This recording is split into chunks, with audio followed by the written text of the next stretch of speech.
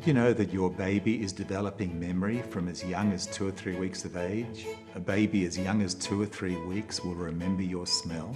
You've asked me lots of questions that many parents have about the young child growing up, and I'm here to answer them. I'm Professor Frank Oberclade, and this is my mini parenting masterclass.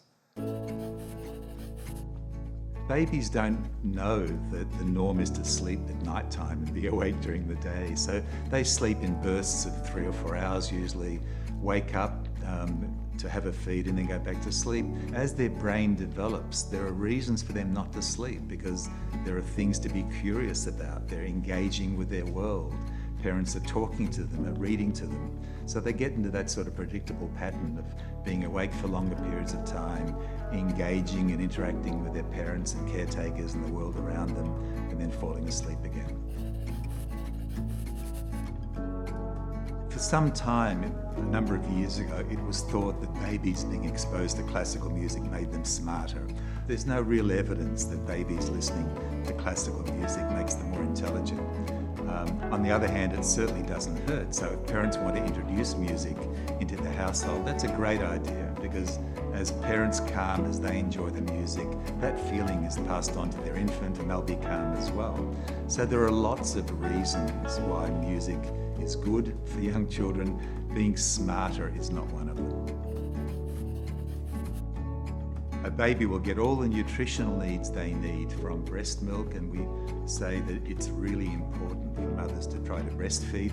After that, that's when there's a danger period for some children in some countries where there's food insecurity, where the quality, the diversity isn't there, where there isn't enough food to put on the table. That can result in both cognitive stunting, that is the child is delayed from a developmental point of view, but also from a physical point of view. There's pretty good research evidence now about the importance of touch in newborn babies, not just for human beings, but in fact all animal species. We talk sometimes about kangaroo care, about placing a newborn baby on the mother from a very early stage, and that's comforting for the child, it's calming for the mother. So for lots and lots of reasons, touch is extraordinarily important. Children are innately curious. They want to explore their environment. You know, everything's so new.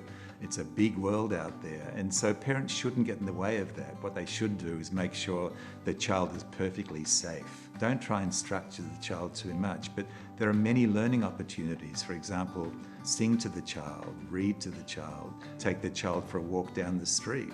There's a tree, there's a doggy, there's a car, there's a house. So there are lots of those things, but don't get in the way of the child because the children are naturally very curious. As the young infant and toddler starts to develop language like very simple things, dog, bye-bye, ta-ta, etc., parents can reinforce that, they can mirror that, they can mimic that. Young children love repetition, so to hear the same song again and again, to read the same book again and again, they'll start to see what the patterns of language are. So we encourage parents to talk to young children a lot, to sing to young children. At the same time, don't dominate the conversation, take turns. We sometimes name that as sort of serve and return.